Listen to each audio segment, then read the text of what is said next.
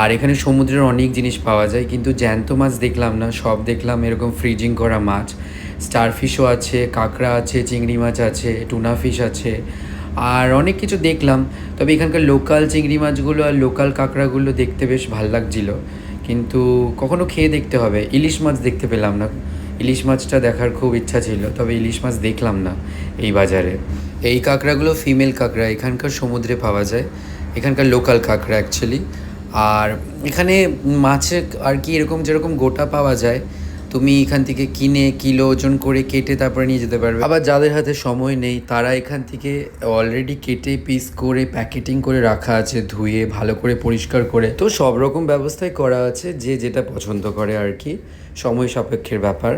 যার হাতে সময় আছে সে এসে দেখে মাছ বেছে বেছে নিতে পারে, আর যার হাতে সময় নেই, যে বাড়ি গিয়ে কাটতে পারবে না, সে এগুলো কিনে নিতে পারে।